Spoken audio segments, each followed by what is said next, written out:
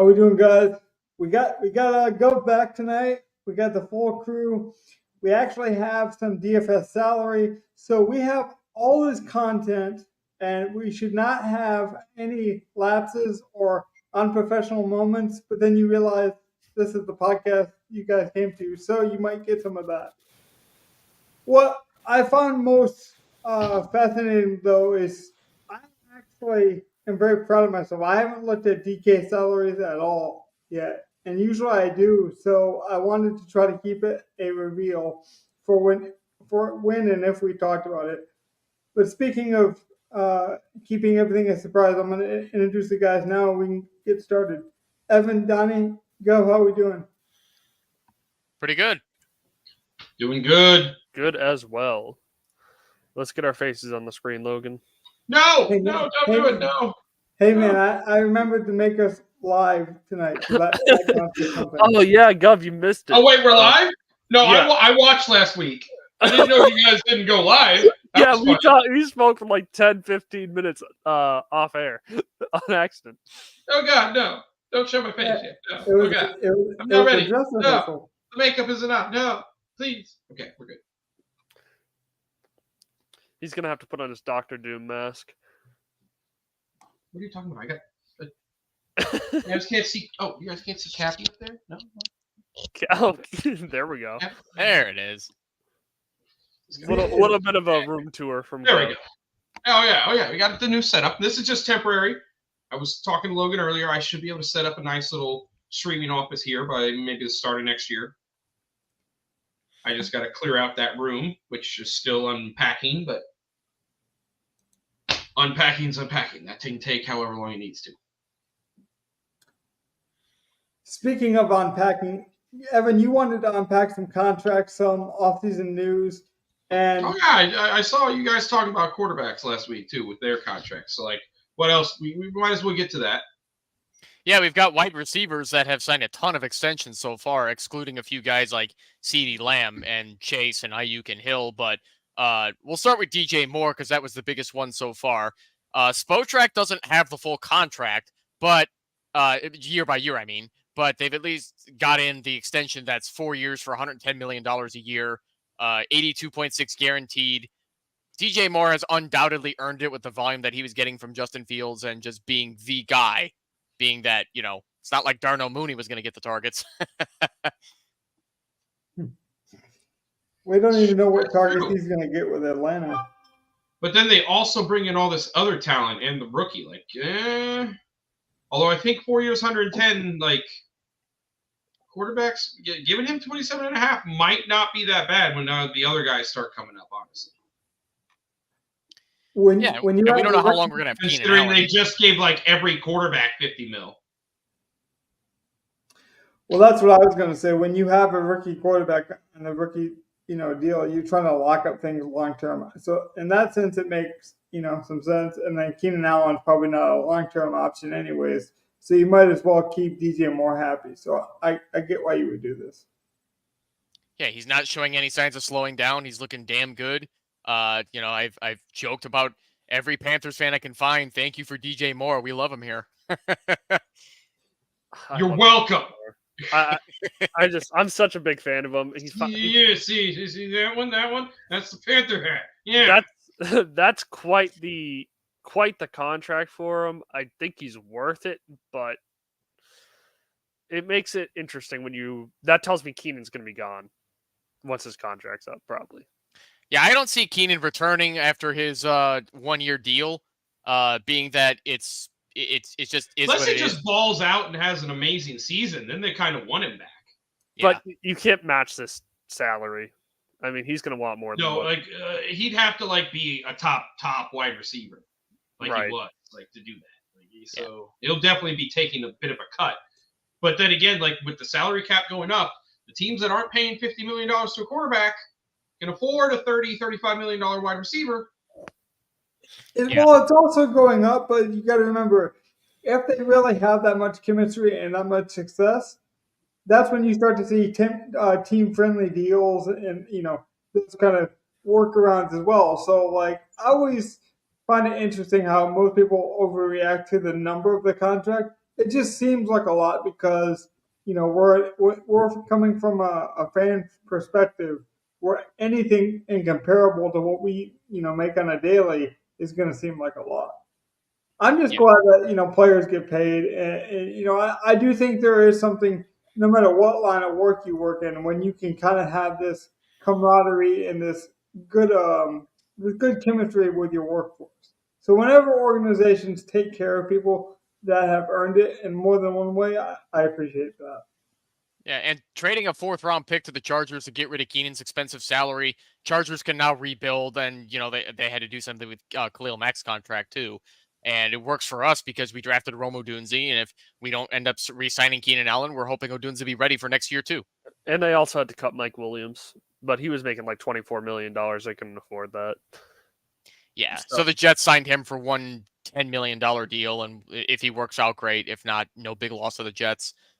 So that's pretty straightforward. Justin Jefferson also signed his extension as well. So he's going to average 35 mil a year. Yep. See, that's like I said, you can either pay your quarterback or you can pay for a $35 million wide receiver. But like that's the market, and I think like it's not a question of worth. Jefferson's worth this, no doubt. Don't think there's anyone who argues that. I do have the argument of whether or not, like, that's where I know, like, Dallas is in the conundrum. Like, pay Dak, pay CD. Well, the thing is, now Dak with the contract, you're gonna have to hit the 60 million mark if he wants it.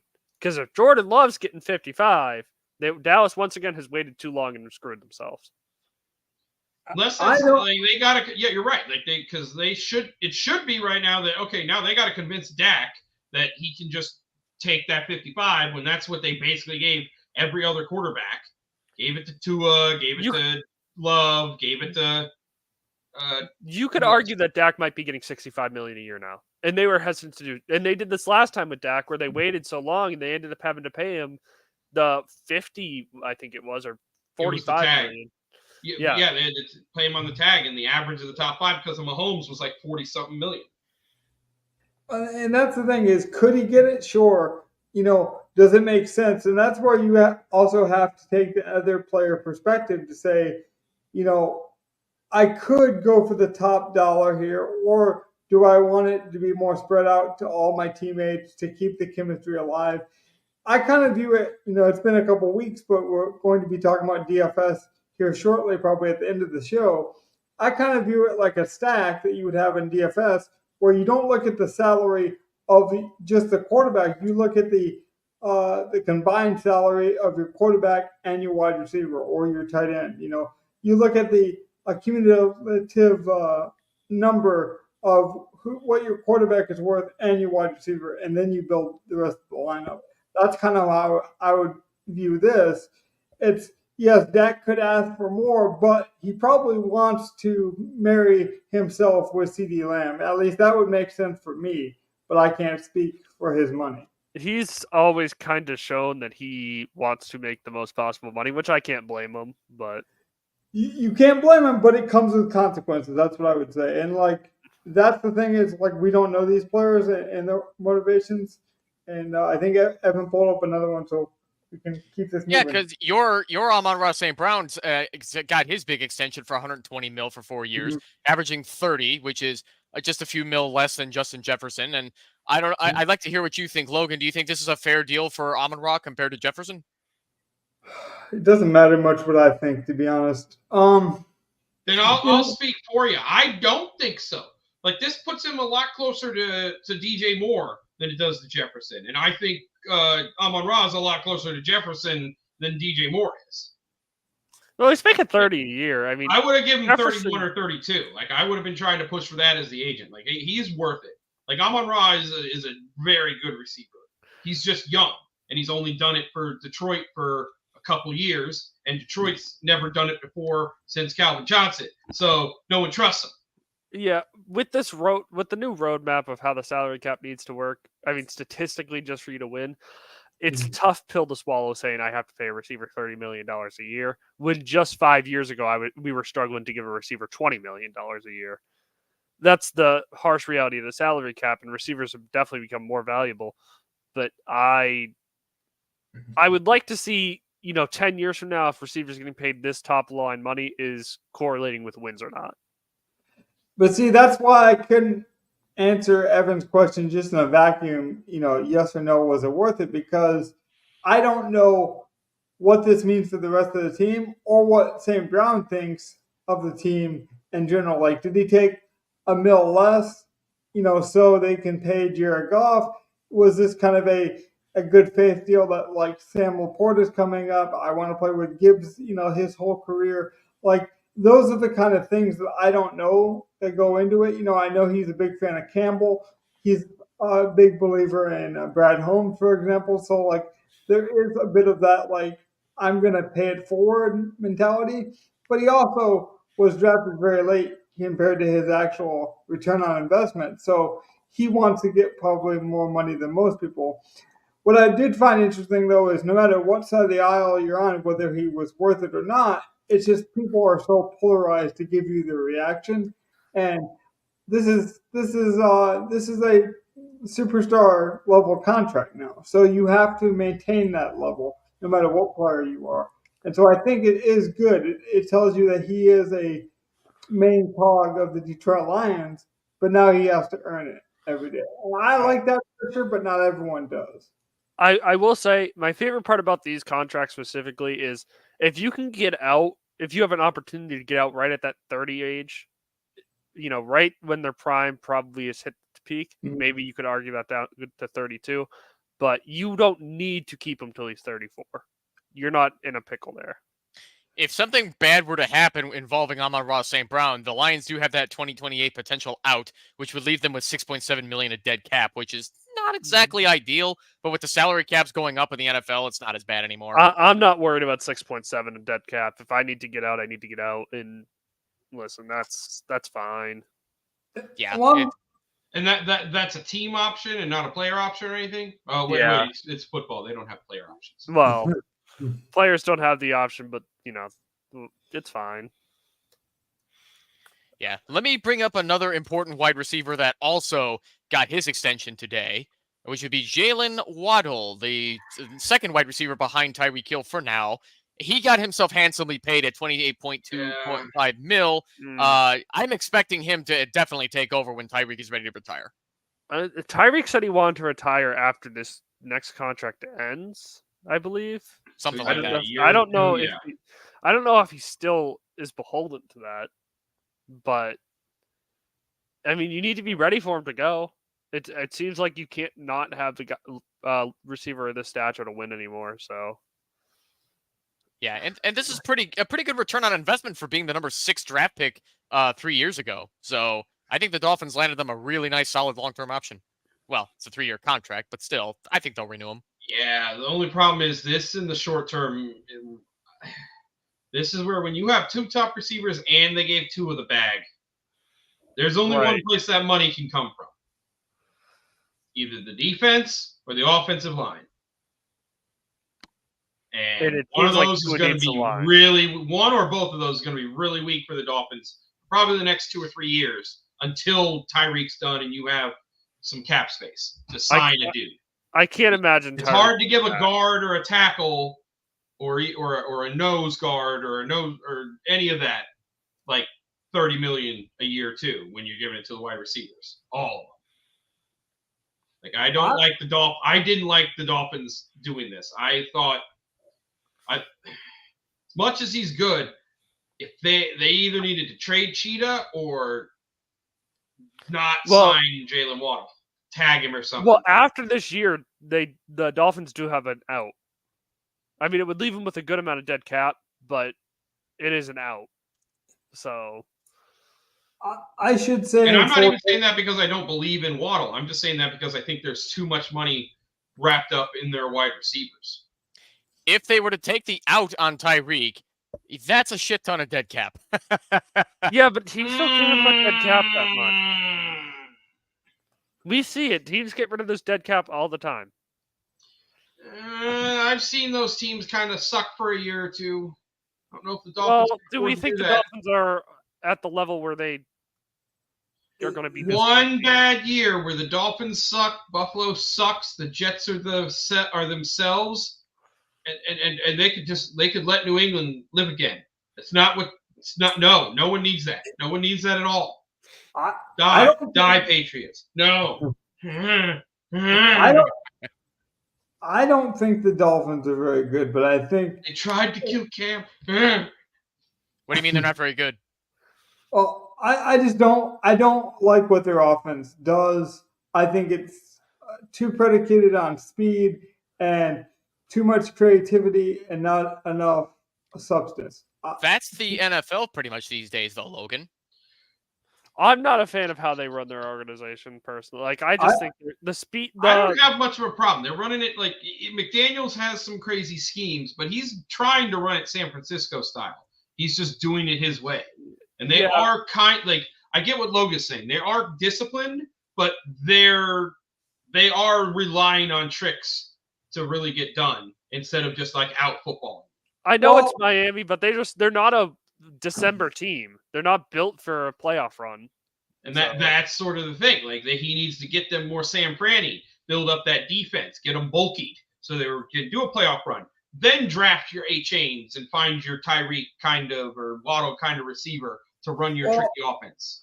That's the problem is I like what he does offensively, like the schemes and the idea behind it. I just think he went too extreme and left it too thin on the bone for the defense. He went all out as the new coach. He definitely I'm going to install my system and bam, NFL. Here you go. I'll be honest. I think Deshaun Watson. I'll be honest. I think Deshaun Watson's a better human than Tyreek Hill. So I'm very biased emotionally when it comes to that. So I'm never going to agree. I can't agree with you on that one. Tyreek's pretty bad. He's bad, but not on the level of Deshaun Watson. I think he's worse. I don't know. In their ways. I might have to side with Logan on this. I definitely think it is worse to have hit or assaulted or anything with a woman as opposed to just getting a hand job at a massage parlor 1,000 times. Forcing women into it was what he was guilty of with multiple women. But they're bad in different ways. When the thing about Deshaun is he was forced into it, but every single one of them was a legitimate massage thing. It's not like he was convicted of grabbing a woman and forcing her into it at a hotel room. Nah. So it was still sexual assault. That's what it was. Technically, but I see a difference between the massage parlor stuff. Okay, I'm sorry. I know I know of this culture. All right. Before we get too deep into that ugly rabbit hole, we should probably talk about our favorite Texans wide receiver, Nico Collins. Let me finish up though, just quickly on that the whole emotional thing with Tyreek Hill, plus his age, and the fact that he does something very well, the speed element that I feel like is going to drop off a lot quicker than most people, given his age. So it's one of those Antonio Brown type situations where if the talent matches a certain level, you can put up with the emotional immaturity. But the moment that talent starts to waver, that's when that emotional immaturity really starts to kind of become brighter and brighter. And there's a lot of wide receivers that could transition to different roles on a team. I even think Tyreek Hill, to his credit, would tell you that a lot of his game is predicated on elite speed. And so, of course, he's going to be fast, but he's not going to be elite for very long. He's an elite route runner as well. Wide receivers don't lose their speed. Like Chad Ochocinco is still very fast for his late 40s, but it's everything else that falls apart, such as your durability. That was one of the great things about Steve Smith. You knew he'd be able to run those deep routes all the time, but him being able to jump over dudes all the way late into his career was the big thing. Exactly. Yeah. But Nico Collins' contract, they paid him very handsomely to be a potential future top wide receiver because we don't know how long Diggs is going to last with the team. $24.25 million per year over the next 3 years. So I'd love to hear what you guys think because I know we're mixed on Nico. I just don't think Nico's that great. I think Nico's their most talented wide receiver. He has the best long-term potential of anyone on this team. and he might be the most mature person in that room. And I just mentioned it coming off of Tyreek Hill. That matters to me. Now I can understand how someone could say, "No, it doesn't matter to me. I only care about talent." But if I'm the guy evaluating these decisions, I'm going to evaluate how you study in the locker room, how you play with your teammates off the field. Like, are you a good locker room presence? Those kind of things matter to me. I think Diggs is talented, and this year he might have more of an impact. But I think Collins has proven he is going to be a leader for many years for that team. Like he is their guy, so like I get this. Yeah. This is like, yeah. And to Donnie's point, maybe he's not as talented, or maybe he will fail. But I think if they're telling you in this contract more than I have to be right, they're telling you that they want him to be the number one guy. Donnie might be right. He might not be able I to don't do know about that. Like they gave him just enough money where like, okay, I think Nico's play, not only did he have to fight off injuries, but he had to be in a bad offense led by Davis Mills throwing to him. So I think we were just misled about Nico Collins' real I talent. mean, yeah, I think like he they has a know how lot of talented talent. really He is. has the perfect body and a lot of speed. I just think, that only gets you so far in the league. 6'4", 222 pounds. Like he's built to be like a He's got long-term the perfect guy. body. It's just I don't know if the rest of the stuff is there. The route running, he He's seemed been like he caught good a at lot of that, deep actually. ball. Like He's very good at that. that's the thing. He's actually been very good at that. Like I agree with Logan. Like he is their best wide receiver. Like you have him, then you have aging Diggs, and then you have young Tank, who is learning from a very good wide receiver. Like they have a good young receiving core right there without Diggs. They are Diggs and Mixon are home. Are there? I would like the going contract for it this more year. if you didn't get Diggs. I think the Diggs trade was weird. I mean, even if you gave up basically nothing. Well, they gave up nothing, and like they only have to deal with him for 1 year, so the cap doesn't really matter. So you can give Nico the bag, knowing that you're going to have him and Tank, and then you just have him taking Diggs for a year to go off. I mean, if you have the money to spend it. But I think it tells you a lot when this contract's set to end as soon as. See, I don't mind. Again, I don't mind this as much on the Texans because you've got 5 years of Stroud cheap. Pay a wide receiver. You could give him and Diggs and Tank 3-year deals, and you're good. Well, Tank will be up the same year that Stroud. That might be the tough one because you will. That is the thing. You're going to have Tank up the same time as Stroud, but I think by then, like. So the question will be: is Tank going to be good enough to get that money instead of Collins? Well, I don't think it has to be instead of, because Diggs is 30 on his last year of the contract. We don't know if he's going to get re-signed.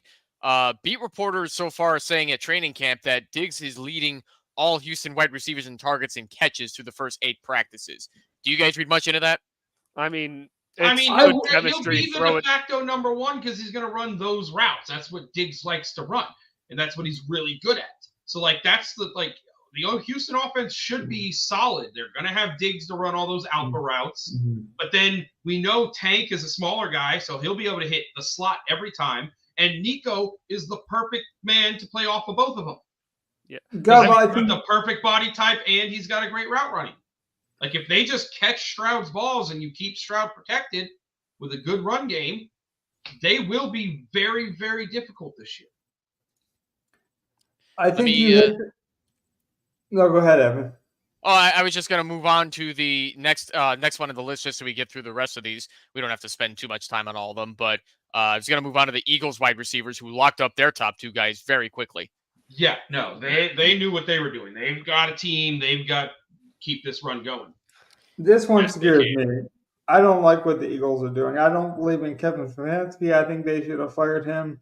So anytime that you have a head coach that doesn't have kind of reassurance that he's going to be there long term, you already have Brown who already kind of has a topsy-turvy kind of commitment from his first team.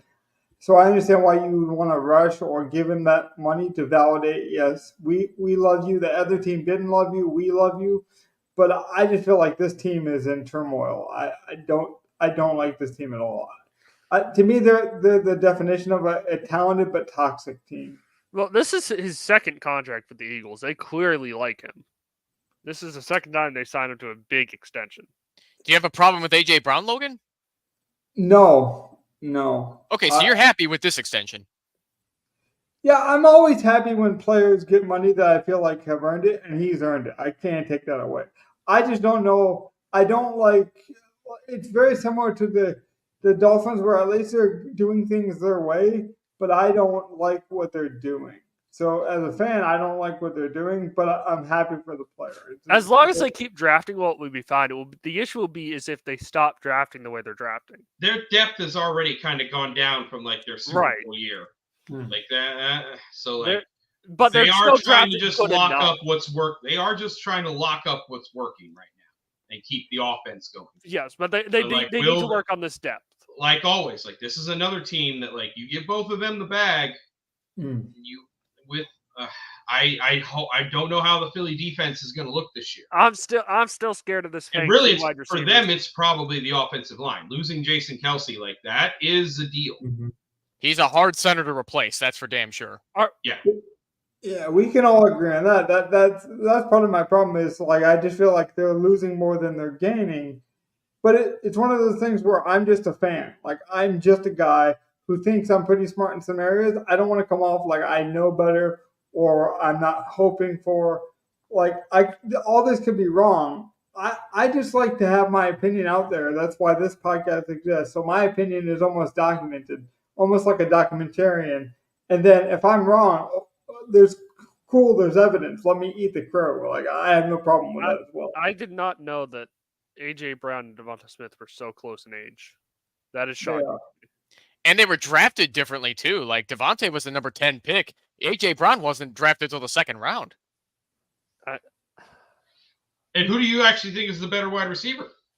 AJ Brown. AJ Brown by far. Yeah, I'm with you on that, AJ Brown. And that's not a knock on Devontae Smith. He's extremely talented. It's because both of them are amazing. So Eagles locked up their guys. That's pretty much straightforward. Two more guys here that I wanted to bring up here before we move forward. Michael Pittman got his as well. He's locked up in a 3-year, $70 million deal. Potential out in 2026 in case shit were to happen with a $5 million dead cap. Colts seem to have their guy for the future. They've been drafting wide receivers like crazy, but none of them are going to surpass Michael Pittman. I don't even think. Compared to everything else, compared to all the rest of the stuff, this is pretty modest. Like 20, he's just an all right. This is pretty much what I'd pay him. He's in this tier. I'm not worried about this contract. But is he in this tier because of the Colts' offense and history with no more luck and piss poor quarterback play and Anthony Richardson getting hurt? It's probably more due to like his inability. Like when he's been healthy, he hasn't been like this amazing receiver. Like look at what Jefferson or some of the other guys have done with like bad talent. Fair. That's fair. And like really, like this is going to be the contract that like Garrett Wilson's looking for. Yeah, I can see Garrett Wilson looking for this and then some because he's definitely going to want to get paid. He'll want more, but this is probably the range he's going to need to like try to settle in is that 23, 24. I don't think he's getting 27, 28 like DJ Depends Moore. on this year. I really highly doubt he gets 30, 35 like the other guys. Like we saw seeing what the market looks like is coming. I think Garrett Wilson's better than Pittman, but that's what I mean. He'll probably get 24 to 25. If he has one breakout year, we'll see. Right around where Nico is. Yeah, that's what he's going to need the breakout year like Nico had, though. Yeah. And I think a lot of people are so used to the kind of splash move or this like big, exacerbated approach. And I really just feel like Pittman came to the table as like, hey, let's work on a fair deal. And they worked out a fair deal, and everyone's kind of surprised that it just went so smoothly. Like, I don't know how it actually went, but this just seems like a good wide receiver. Almost playing on a tag this year. Yeah. Well, that's what I mean, but it just seems like a good wide receiver got a good price. Like, right. No one overpaid, no one underpaid. It was just a good price. Yeah, no, this is like a good fair contract, I think. And if you're the Colts, are you mad that Pittman is your best wide receiver? Because that's a good problem to have. I am. Yeah, that's not horrible. I'm a little upset because of the drop off after him, but I don't think we'll see how Donnie Mitchell does. I think Mitchell's really good, but there's a lot of immaturity in growing up that Mitchell has to do, and so I think like Downs as well. But that's like two guys who similar skill They're sets. they're young, yeah, and they're. Well, We'll see. Like we see now, like they locked up Jonathan Taylor. They got Anthony Richardson. Like they're not trying to pay or have 2 or 3 great receivers. They're gonna ground and pound. I wouldn't be surprised if they're the team. Like that's another reason why Philly and the Dolphins might not be able to do anything. Team like Indianapolis might just overpay a D tackle or a linebacker here to make their defense better if it looks like Richardson's can hold up and the offense is efficient. They do love investing in their defense, that's for sure. I'm very curious as to when the point of paying too much offense is going to be shown, because there are a lot of teams that are just paying everyone offensively and then piecing together the defense, and it's kind of worked. Kansas City is doing the opposite of that. I mean, this year they finally invested a lot into their offense outside of Kelsey Holmes. That is a good. They know they need to because Kelsey's going to be gone soon, right? And you need to be able to build around like, Mahomes. Where is there a happy medium that you can succeed with? Do you need to be more offensive heavy? In the league, it seems like right now you need to be more offensive heavy, but where everyone's going that way, maybe it's the reverse now.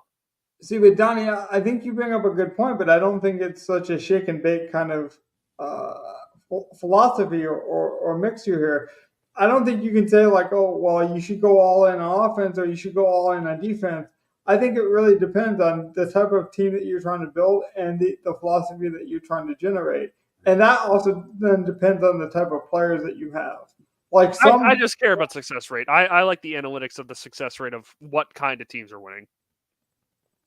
Yeah, but I don't think there's only one way to win. I think there's more than one. Yeah. It's hard to measure this that. third-rate wide receiver. Yeah. Fourth-rate money.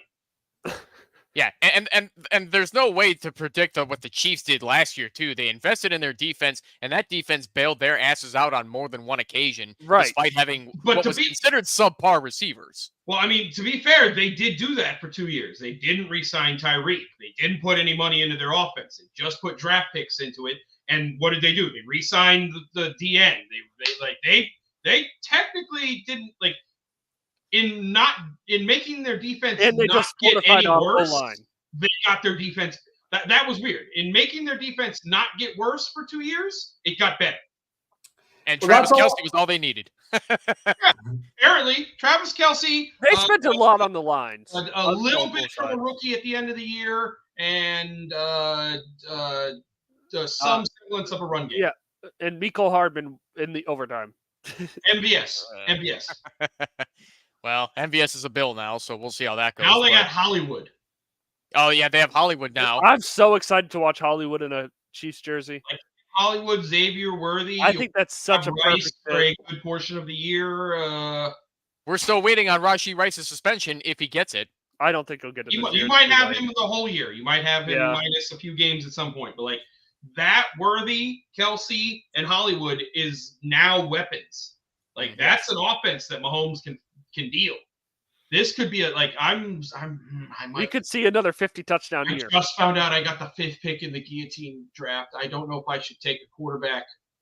Like, do I take a quarterback with the 5th pick, knowing it's an 18-man snake league? Yeah, but Jerry, I need to take a quarterback in the first 2. Well, at least you're not going to go Jerry Jeudy that early. No, that's why I asked. Why did you bring up this third-rate wide receiver making fourth-rate money? He didn't even get $20 million a year. Yeah, he's the last guy I wanted to bring up who was listed as a big extension, because 52.5 seems like a lot for Jerry Jeudy. I think the Browns are overconfident in him. I mean, to be fair, he has to go out there and be the 5th option. 5th? 5th, yeah. Option 1, Cooper. Yeah. Option 2, Njoku. David. Option 3, run the ball with Chubb. Yes. Option 4, run the ball with Chubb. Option 5, fine, Judy's over there. I would say, though, defense kind of that's what you tell Deshaun. It's like 2 of your 4 options are run the ball with Chubb. Yep. The other 2 are Njoku and Cooper. And then there you go. You can give them audibles at the line. Just those are your 4 audibles. If you have to go to audible 5, we're all going to hate ourselves. I've always been not a Cooper hater, but I've always noticed that Amari Cooper disappears too often in a lot of games, no matter what team he's on, Raiders, Cowboys, or Browns. Is this Jerry Jeudy signing supposed to make up for it? He has a pretty big home road split Yeah, in his sure does. career. Yeah, that's It's also a solid true. one. And like he like it doesn't matter whether he was playing indoors in LA with the Raiders or I guess Oakland with the Raiders. Didn't matter if he was in Cleveland. Like, got a pretty good home road split. We have a comment, by the way, Logan, if you want to pull it up. But What's up, I think Fantasy? I think this is about Deadbot! Judy. This is about Judy, I'd assume. Anyway, he's a Brown this year. Jeudy is a Cleveland Brown. So I'm saying it's Coop, it's Njoku, it's run the ball with Chubb, and then it's run the ball with Chubb, and then fine, there's Jeudy. But let's get into the meat and potatoes. Yeah. DFS. I'm sure you guys are sick of the contract, so let's do it. Yep. So bad news, everyone. I'll announce it here. We won't have a Rainmakers team for the show this year. Due to the fact that DK is not going to deal with all the legal issues going on with NFTs in Europe and everywhere, and they're just discontinuing Rainmakers. Sad. People have a few weeks, I've heard, if they really love your cards that you bought, like their artwork and NFTs, you can transfer them into your own private wallet off of DK still for a few weeks. After that, they will have a program to either take them out of your account or you can trade them in and get DK dollars for your account. So that just means everything we've invested in Rainmakers the last 2 years will go into playing our contests throughout the year, which we have salaries for week 1. I will say DraftKings was at least transparent about why they were doing it, what was happening, and their decision behind it. I see what Dad about his content. Yeah. Steve Smith called him a jag because he's a third-rate wide receiver making fourth-rate money. Just a guy. Yeah, Steve Smith Sr. He's the GOAT, and what he says goes. Sometimes. You're a residential Panthers fan. Remember, Panther hat. But I really do have to give DraftKings credit for being transparent. They told you what was happening. They told you why they made the decision, why they weren't going to fight it legally, why they were going to kind of, cut their losses. But in all transparency, from what I know, is when we agree to play this game, we're agreeing to play the terms of services may change. DraftKings is at least compensating your cards to some value. Now, they've said that they're going to try to do something about that. If you have a franchise score, so like starter pack cards that you just open for free don't count towards the franchise score. So if you never bought a card and just did it off of that, then you have nothing. If you opened a few packs, even prize packs, you have some low franchise score. Now, Will they give you $1? Maybe. It's really like, what are you going to compensate the guys who have the legendary cards, who have the high franchise score, the people who were making $5,000 a week last year because they had $40,000 in cards? And you got to realize that some people are just going to always complain about the compensation they receive because they're always going to try to get the most. So those are the people contacting your customer service and complaining no matter what they would have done. But you got to realize it's like a casino. If you go in and you make, your crowns or your chips essentially in a casino, if you take that from $1 to a chip, the casino then has the right to say, no, this game is no longer available to you. You have to leave. And so at least DraftKings is trying to do something. We'll see what comes of it, but I do appreciate that. Yeah, I feel like DK does a pretty good job usually of, reimbursing people. I assume it will be rather generous, but maybe...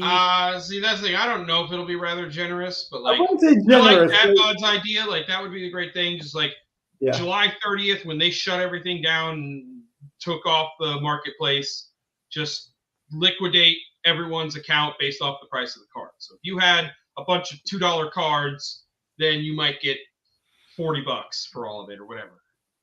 Like, that's where it's like, okay, I might get a couple $100 back. And that's where it's like, okay, so the high legendary guys, they might get $10,000 right now, $20,000. Well, I consider that pretty generous. I mean, And that's where you're looking at definitions and then compensation. You guys actually might be surprised. I don't know salaries, and this is very rare for me because usually I'm the DFS lover who just dives in right away. Day one, I'm looking at everything. I purposely tried to not look at anything so it'd be a reveal for me. What if you guys have looked? I don't know. Maybe you've. I have not. Yeah, but so I haven't me. seen these either. This is great. So I Doug, have, and I believe every quarterback is mispriced except for Deshaun Watson. Let's go. As in, like, low or high? One way or another. Okay. I was going to say I don't think Josh Allen should be the highest priced quarterback with him having no offensive weapons. Yeah, we just don't know. I think on this slate, Dak should be the highest priced quarterback.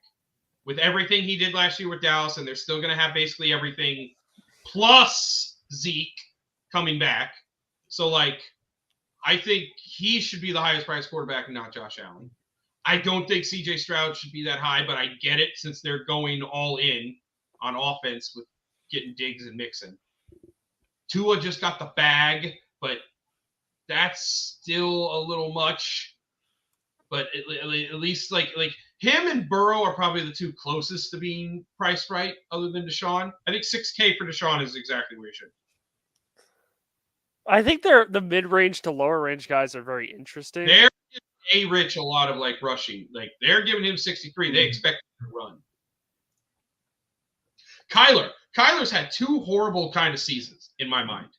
Why is he the sixth? Why is he six? Well, Mahomes and who else isn't playing this week? The first week? Mahomes and Lamar.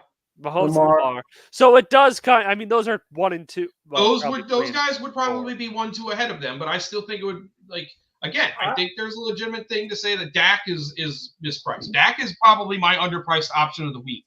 The only problem with him is he's going into Cleveland, which will not be an easy place to play. Right. I think what it is they're giving a lot of credit to Gannon. They are giving a lot of credit to Arizona's new weapons. Everyone is it's DK. Everyone must fucking love Marvin Harrison Jr. Like he's the next son of God. He's really good. I know he's really good. And if you're making Kyler Murray this high because he has new weapons in Marvin Harrison Jr. and Marvin Harrison Jr. is routinely going second round in all fantasy drafts that I've seen on Underdog or DK.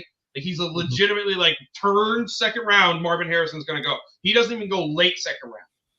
You have a top 5 pick, you're not getting Marvin Harrison Jr. in drafts. It's crazy. Yeah, I do think it's interesting that Stidham is priced higher than all the other Broncos quarterbacks.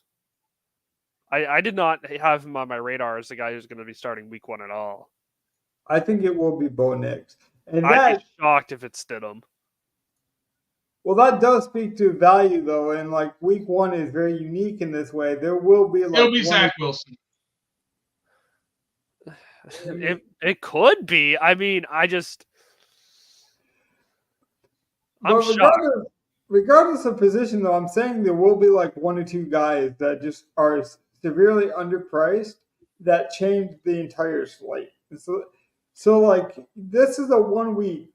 Week that 1 guy's probably going to be. That guy's probably going to be from Las Vegas. I can already look right now. I'm looking at how I build lineups. I'm like, ooh, how many people are going to build O'Connell lineups in the late slate? But you know what I mean, Doug. You know what I mean. Minshew to Devontae Adams stacks. And that's all it takes is for week 1 to be so different, though. I think we were talking about Jackson, last year. From the Colts, and so I do think week 1 is very uniquely different because they put out salaries so early on. I do think there's a lot of mispricing week 1. Well, the biggest one is Pittsburgh because they basically if I'm right, didn't they basically give it to Russ? Yeah, Russ is the highest priced one, and he's got a calf injury at the moment. So now Fields, who's the same price as the Denver guys and all of that. Mm-hmm. I live in Pittsburgh country. I have to deal with this crap. And whether West Virginia roots for the Steelers? Well, that's the TV. We were just watching the news. That's the sports team they talk about. We're in Pittsburgh country. Interesting. Sorry, Donnie, go ahead. We're in northern West Virginia. So. I mean, I didn't know that, but I did. It's nice to see the prices so low again. Yeah. Oh yeah, no. By the end of the year, almost by the end 10K. of the year, 6K to 9K, you won't be able to build a lineup in the spot. Yeah, I mean, I just feel so spoiled right now looking at this. Let's Yeah, break it compared to down. all the UFL prices. Yeah, you It's had one only- less person, so everyone's 10K. All right, let's break this down. So, let's do the high 7K. So the 4 guys above 7K. Let's just talk about them real quick. Allen, Stroud, Prescott, and Tua. I've already told you. I think Prescott should be the highest priced. I think of those 4, Prescott's the clear play because of that offense, his fantasy floor from last year. I think he's the best of those 4. I'm not even saying Stroud is right there, but I'm not so sure I trust that offense to really be that much better. I know they've hit home runs, but did they? of the top tier guys, I would say if you can trust that CeeDee Lamb is happy, not even if he gets a contract, just if he's content. If he's ready to go, I think that's a clear stack. That even though CeeDee's probably, I'm going to guess, I haven't looked at salaries, he's probably high, expensive, but you are getting a bit of a discount on Prescott, and you'll find the money.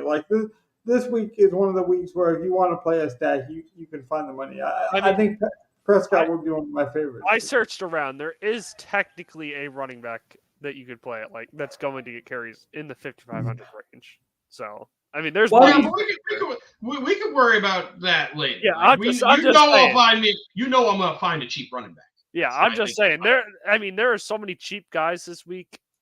We don't have a problem with jamming anything in. But I'm just saying, let's be honest. Someone's going to have an IR injury. There'll be a misprice. There'll be something. Something will come up. For all we know, Trevor Lawrence will get hurt, and Mac Jones will be starting in Jacksonville. It really is something crazy like that could happen.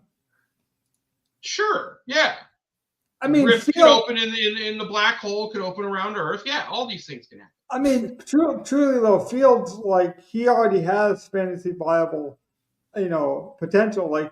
You don't got to tell fantasy managers about Fields. So if he was ruled the starter, if for some reason Wilson couldn't play, it would open things up. Yeah. Also, I agree on the Cowboys point. There's a lot of rookies on that line. New center. It's going to be tough. The depth chart right now has Tyler Guyton starting at left tackle. He's their first round pick this year. Then they have Tyler Smith, who was a rookie 2 years ago. Brock Hoffman's in his second season. Zach Martin is their oldest guy on that line from 2014. And then the 5th season Terrence Steele right now at right tackle. I don't know if that depth chart is going to remain the same, but there are a lot of question marks revolving around it. I think that's a positive for my fantasy up, but I don't care if Dak Prescott has a good statistical day. I think him having a shaky offensive line actually lends itself very well to a rushing upside. Well, you want to still be able to run the ball in order to open up the passing game, too. And if Zeke and Rico and Royce and Deuce Vaughn can't do it, then that's going to be a bad time for that Cowboy offense. Yeah, you're going to have to find somebody else than Lamb because I do think they're going to be able to blanket Lamb pretty well one-on-one.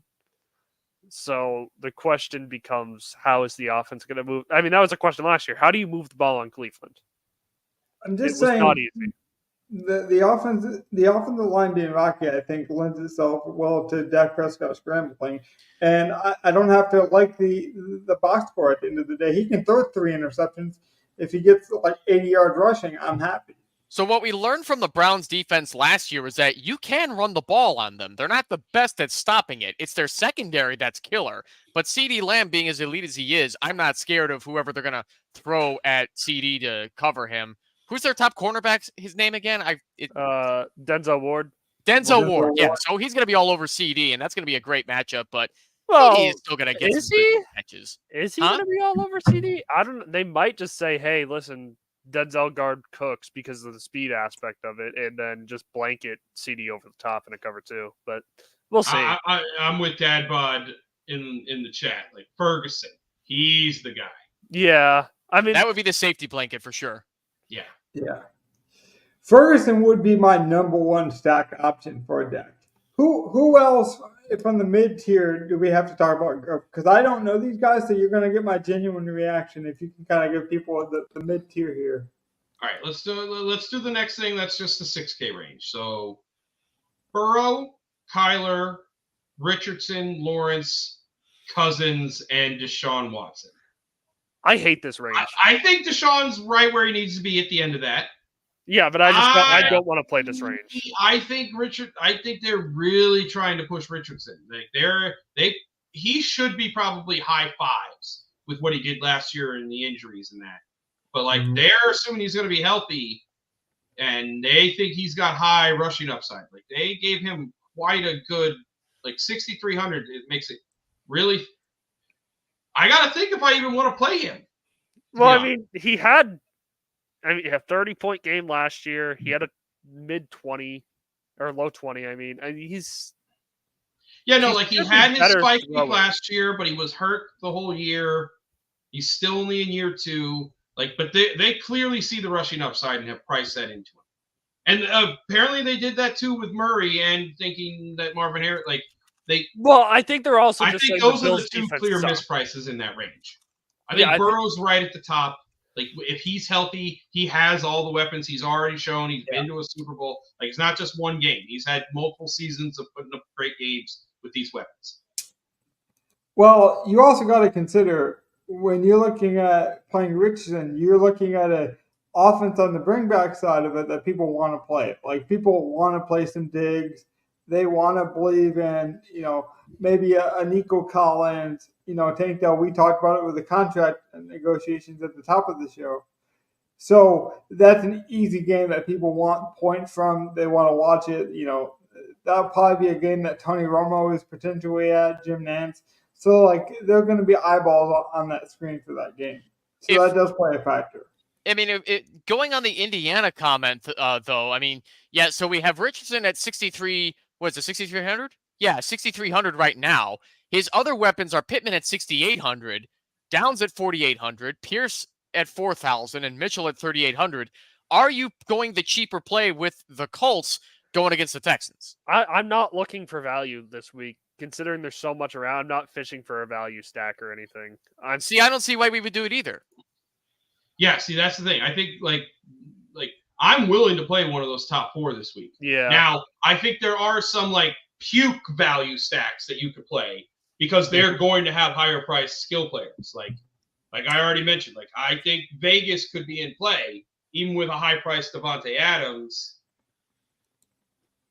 Yeah, they are playing a shitty Charger defense. I don't expect them to be good. Right. Harbaugh might get them disciplined by the end of the year, but I don't expect them to be good out the gate. Yeah, not until after the bye week at least. Some people are just going to play Richardson naked, though, and they're going to go Collins and Richardson, or they're going to go Richardson and, Yeah, reverse stack. Yeah, him naked with Nico and Diggs. See, I'm thinking the biggest game for a stack-wise might end up being just the Miami game. You might be right. Well, we kind of mentioned off the top, without Lamar Jackson, people's favorite naked stack, the rushing upside without the wide receiver, that is going to be Richardson at that range, I think. Christian Kirk is at 5,500. How the fuck is he that cheap? They always press Kirk low to start out, and then they wait to bump him up a long time. Give me all the Kirk, baby, even if he's chalky. Kirk is definitely a mispriced wide receiver. I have no doubt about that. Well, for reference, a guy like Jalen Waddle's only 63. Yeah, but I think 63 is not bad for Jalen Waddle, considering that he's the second option in that offense. Marvin Harrison's 7,200. The stack is too expensive. Yeah, Marvin Harrison's 72. Think about that. The stack is too expensive for me to even consider with where they have Kyler. Jesus H. Christ. And last year, Waddle started out week 1 with 7,100. So they're saying that Waddle actually is going to be, a lower price guy to start out the year? I don't know. And how dare DraftKings disrespect Michael Wilson and Greg Dortch? Michael Wilson is at 4,300 and Dortch is at 3,900. I'm considering playing either of those guys. Hey, what about number 2 wide receiver Zay Jones? Number 2, a.k.a. Poop. No, Well, thank in you. a perfect world, we'll have Chubb playing, and we'll be able to play him at 5,400. Speaking of Chubb, what's he priced at? 54. There you go. There you go, So Chubb. if he plays, that'd be something. I can see why he's priced so low. They don't think he's gonna be ready for week No, 1. I don't think the Browns think so either. Yeah, So- they're gonna want to ease him back in. He may be able to do some incredible squats with all that pressure on his knee, but to play an NFL game, yeah, they're probably gonna play it safe. Gov, who's the one guy outside of Kyler Murray? Because you already mentioned it. Like you just think is too highly priced, or not even highly priced, but just gonna get too much attention. His ownership will be too high. You want to fade him. So it doesn't even gotta be price considered so much as like you just think because for me that's Richardson. I would rather play Trevor Lawrence over Richardson at that same range. See, I would say that. I think Herbert's going to be overrated. I'm on Jaden Daniels there. I think this whole range between like 5'7" and 6'5" is just a non-touchable range for me. I think Daniels is my favorite cheaper option I've seen so far. I don't know how far it would go, but I could definitely see. I think it'll be like high ownership, and that's why I'm just like, ugh. I'm not ready to play Jaden Daniels right now because I don't know what that offensive line looks like, and Tampa's front. I mean, they're missing Shaq Barrett at this point, but I don't think that's going to be a problem because Washington's just going to fucking suck. See, I think Tennessee's offense is very good, so I think I will be playing some Caleb Williams and then having DeAndre Hopkins bring back. I mean, I don't even know what Hopkins is. I really didn't look at pricing before this on purpose, but I just believe that this is not the Mike Vrabel. 5'7", Logan. That's your stack. Well, I mean, like everyone thinks it's Mike Vrabel, but he's not running things anymore. And so, like, what happens if Will Levis and the Tennessee offense just open it up? You know, He's the best I don't receiver care on if the it's team. Brissett or May. I'm not touching any in New England. Ugh. Yeah, you got to show me it to believe it for New England. Baker stacks, like what Dadbot is saying, I'm fine with Baker stacks just because they still have Mike Evans. Godwin is probably falling off, but I'd also like to see what their tight end Cade Otton can do too. Yeah, Tennessee just in general is really, really cheap as well. And where they have potential of being that home run offense, it's not a crazy idea. Hey, Logan, you like cheap tight ends? You got a cheap tight end. Cade Otton, 3,800. that's too expensive for this week. Yeah. I need pure min. Pure min. Yeah, Well, Pitts maybe is not only pure min, 46. but close to pure min. Oh, so we're talking Greg Dulcich, baby? I would almost guarantee Number one tight end in Cincinnati, Drew Sample. There we go. Now, what's crazy to me is Brock Bowers and Kyle Pitts are like the same price. And Taysom Hill's really high for some reason, too. I can guarantee you in week 1, I will probably have two minimum price players on my roster. Taysom Hill is probably 4,300 because they think he's going to get like an end-around rushing touchdown for no reason. Hey, that's a stupid reason. I was about to say, like, there's plenty of reasons why he'll get that end around touchdown. I might lose on it this season, but the Taysom Hill thing. Oh no, there you go. You go with my Carolina guy, Saunders. He's min price. I can definitely see that. All of them are. You could go him, Tommy Tremble, Ian Thomas, whoever's starting. And Saunders played in a really good offense with other offensive talent in college. There's a chance that he's a lot better as a pro than he was in college. Yeah, Daniel Bellinger and Mike Gesicki are 3K. I mean, that's not bad. Yeah. Indy's tight end room is really cheap. I'm just saying between the tight end and the wide receivers, I could see myself going 3K for a wide receiver and a minimum price tight end in the same line. So, interestingly enough, before we move on, former Patriot and Bear wide receiver N'Keal Harry is listed as a tight end for Minnesota. Yes. He did convert to tight end, yes. I don't think he's going to get much, though. That. Well, I mean, Hawkinson's out. They got Robert Tonyan in there. He's going to be the de facto top guy. Oh, the Tonyan, yeah. Ends up getting, did they get Tonyan too? Yeah, they got Tonyan into the Vikings. It's not going to be N'Keal Harry. Yeah, okay. Well, I did not know that he converted over. I want us all to say it right now. All right, everyone get ready? we will not play Kyle Pitts at 4,600. I will consider it. I'll consider it. I'll still consider it too if I have the luxury to do it. Yeah, dude, this might be. We could see Kyle Pitts' real I came breakout back here. for this. Gov just had a walk-off moment. I think this might be his year.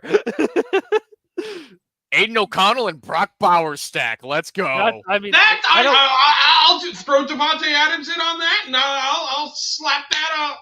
Like, I'll slap that and be like, all day, yeah. Honestly, though, Gov, people are going to play Pitts because of the upside and because they want it more than maybe it's there. But also, Kirk Cousins has been known to throw to tight ends. Now, he did have Hawkinson, and other. I don't care how other people screw up their lineups. I want us as a collective to be within each other. Fair. Repeat after me. I will not play Kyle Pitts at 4,600. I can't say that. I can't bring myself to say it. We have done really well on the shorts, though. So this is definitely a moment where we could go back and look at what we said, revisionist history. Who would you stack, though, with Atlanta? That they're one of the fun new offenses that could be a lot more explosive than we realize. Again, that's a team. Drake London. I was about to say, against Pittsburgh, I'll go the old school. Like, I think I just want to play Bijan. Yeah, I don't think it's going to be a crazy scoring game. Do you guys believe in the rumor that Bijan is still going to be in a timeshare with Tyler Algier? Maybe for a little bit, but I think that I don't think he's going to be like an 80% of the touch guy, but like I don't think it's going to be a straight 50-50. No. But you at least 65, right? I'm thinking 70-30. Like I'm thinking they're saying that it's still going to be like 70-30, maybe 65-35 some games. Yeah, like Bijan's hot, he's getting 20 touches. Yeah. Do I see him getting 25-30? No. I think there's still enough left where like he gets 20, Algier gets 8 to 12. But it's not going to be both of them getting 15 like it was last year. Yeah. No. So that was according to their new OC, Zach Robinson, saying that him and Algier will have a big role and could be leaned on at certain points during the season. So I think that kind of falls in line with what we're saying. That's not going to mean much according to the overall snap share. And Evan, I don't really mind it too much. I mean, there might be an offense I'm kind of afraid of until I see it because they're going through so much new offensive changeover. But it's like a lot of people said the same thing about the Detroit offense last year with Montgomery and Gibbs. And if your offense is efficient and it's generating points, then whatever he doesn't get on the ground, he might get in higher leverage touchdown opportunities. And, so there are other ways to use someone other than just usage by itself. Well, as long as we don't have to watch any more Jonnu Smith end around goal line carries. No, that's going to happen with the Dolphins. Yeah, we'll see if Mike McDaniel does it with the Dolphins. Yeah. Well, there's definitely offenses that we want to wait and see. I do think Atlanta is one of those teams that you want to get in early on. Tennessee is one of those teams. Agree with that completely, yeah. So speaking of which, isn't that like a cool like random opportunity to take Tyler Algier and assume that the Falcons are going to blow out somebody, so stick him in for dirt cheap? I do think if you think Atlanta's blowing out Pittsburgh, but like I don't know, like they're actually going to be so good. I think they're very close teams. Now it is in Atlanta, in the Dome, so like maybe it's a track meet, and Pittsburgh just doesn't know what quarterback to play, and Pickens and their run game can't do crap. I don't know. See, I don't think we need to do that like week 1, but I'm thinking like later in the season, like against the Saints, the Panthers. Sorry, Gov. No, you're good. Like, I think we just play Rashad White and Ken Walker both at like 6K, and there's our running backs. Like, we might not need a cheap one this week. Ooh. No, and then like we said, if Chubb plays, lock in Chubb. Yeah, if Chubb plays, we just replace one of Rashad White or Kenneth Walker with Chubb. Even if Chubb has a 10-point week, like 54, I mean, he's going to be high ownership, so you're getting odd chalk. That's good chalk, I'd say. Dadbot did talk about it a bit earlier in the comments. He was saying how Gus Buzz is only 5K. Yes, what's Dobbins playing? He's also 4,900. 4,900 Dobbins is. And see, Yeah, that's like the starting running back for the Chargers is going to be cheap and there will in be a a lot. Harbaugh offense. So, But there's going to be a lot of storylines that we're talking about tonight that don't mean anything in a couple of weeks. And then there's going to be something that reemerges. To Evan's point, though, like what I like about that idea of playing Tyler Rozier is just believing in a storyline and going with it and building your whole structure around that idea. One of the things that drives me most crazy is when someone's like half in. I don't think this is one of those weeks. I think you either have to tell yourself a narrative and you have to build that narrative. Whether it's right or wrong is, Well, it's September. You know we're gonna have one game that's like a combined 80 points, probably right. for week 1, especially. You just have to get it right, and it's gonna be really hard to get it right. I would just assume Miami. Vegas Chargers. Yeah. I don't live in Florida anymore, but I assume it's going to be hot as frick in Miami. But Jacksonville's Tyreek Hill is set for a 200-yard game once a year in September. Usually does have a big game week 1, so like I could definitely see playing. Tyreek Hill every year for the last 4 years has had at least one 200-yard game in the first month of the year. And that was against the Chargers last year, so. To that point, though, Donnie, just support whatever you want to believe with actual evidence and purpose, and then see if you're right. The thing that drives me most crazy is some people that are like, well, this is week 1. This guy's a misprice. I have to play him. It's but not Logan, so much... we might be onto something with the Tyreek Hill narrative because he did that against the Chargers in week 1 last year. And if we're playing some Vegas options, doesn't that kind of fall into the point? That's what I mean. But if you're going to play, you have to play it with a purpose. You can't just say like, oh, I got to play Tyreek Hill because he's too cheap or this has happened. You have to build that whole story. I think there is I think it's the Chargers suck, so I'm going to play Devontae Adams. I think there is a world where I just play Tyreek Hill till he has that ceiling game, and then I'm off it. You're just team jam him in first 4 weeks? Yeah, I might be until he has the ceiling week, and then I'll just get off it. Sometimes when you know what guys do, you kind of got to like, I know he's going to hit in the next week or 2. I've done that with home run props. I know this guy's hitting a home run in the next couple of days. He's going to hit it before the end of the week. I don't know if it's Monday, Tuesday, or Thursday's game, but he's going to hit a home run. I know it. He's due. He's due. Just based on what Tyreek Hill showed me. But you just don't know when.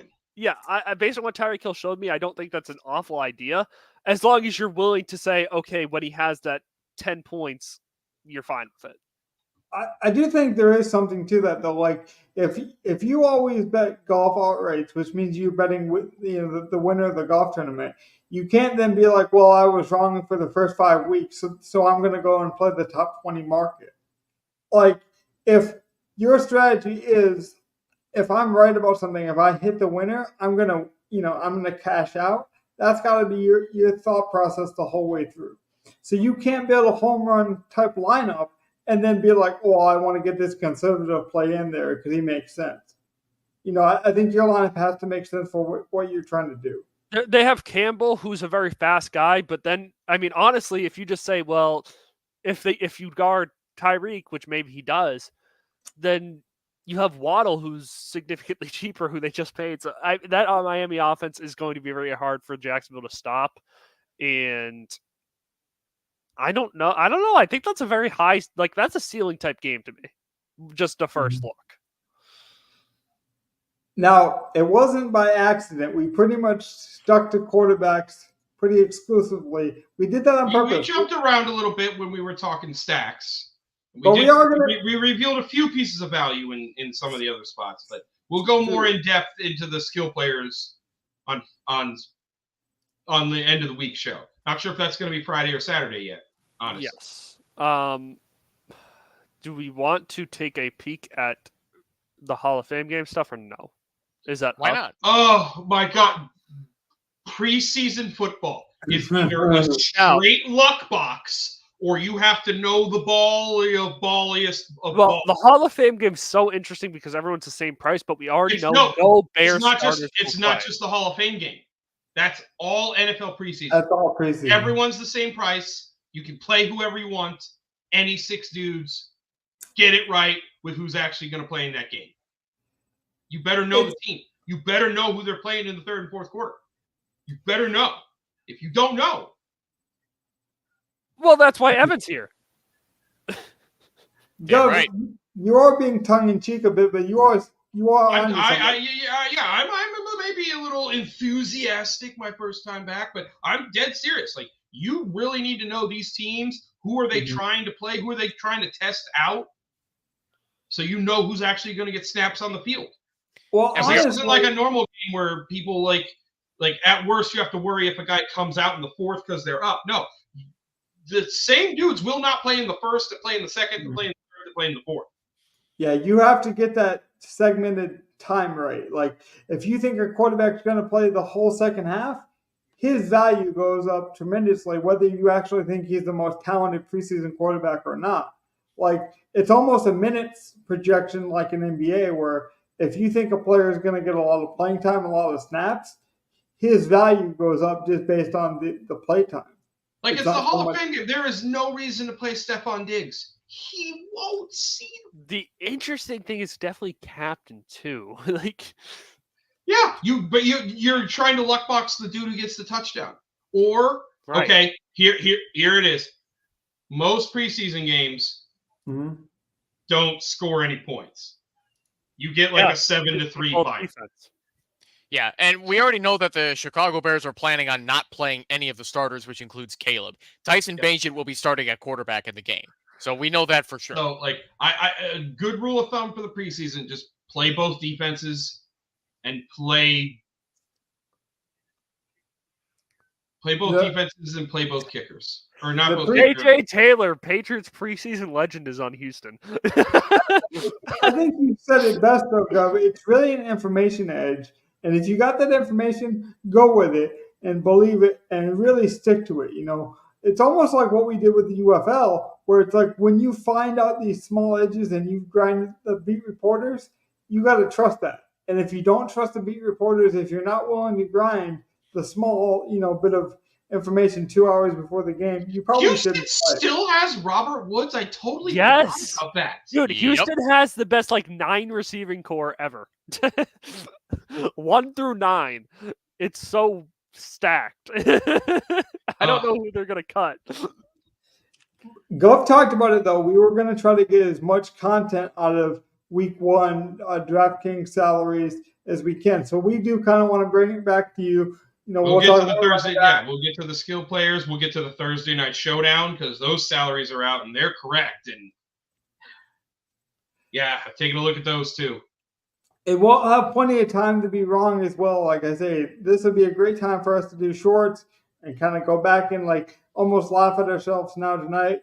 But what's the one thing that you're looking forward to maybe finding out about this?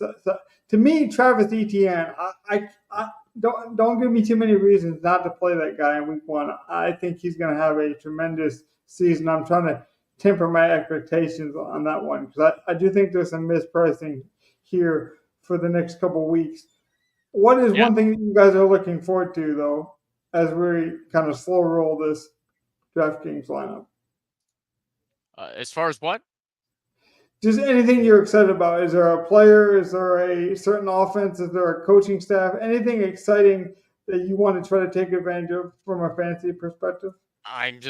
From a homer perspective, I'm just looking forward to seeing what our backups can do out there, even with a limited playbook. I do think I could definitely play some Caleb Williams. I think he's generationally great. I think if you think he's going to get played a half, I think that's a smart play, honestly.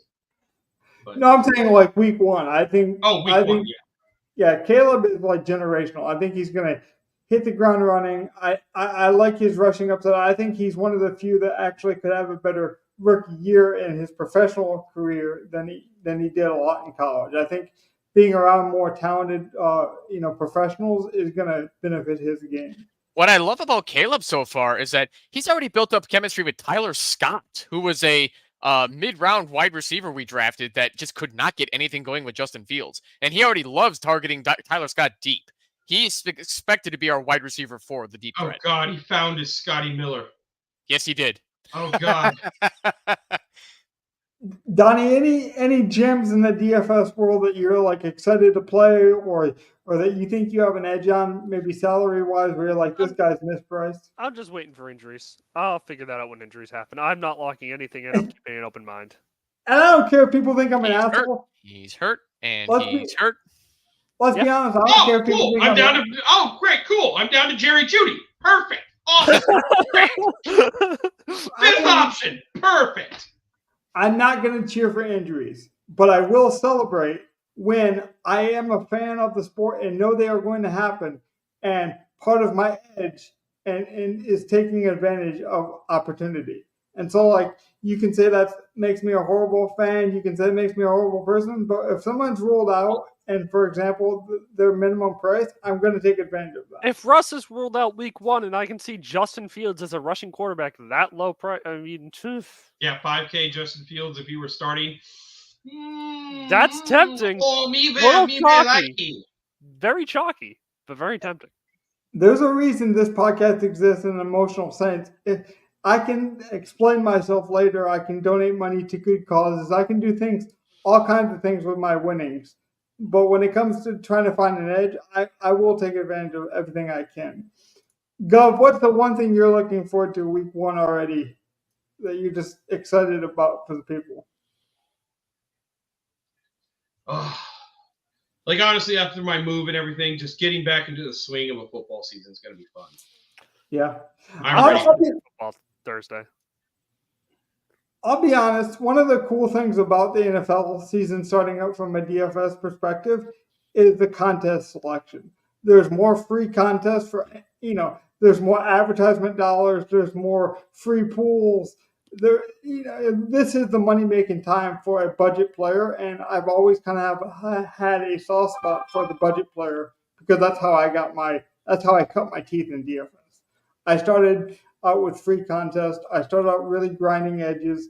And so, like, this is the money making time. This is the biggest opportunity gap that you will find. So I'm excited for that. Yep. It only takes about 6 weeks for DK to really get on their crap with pricing.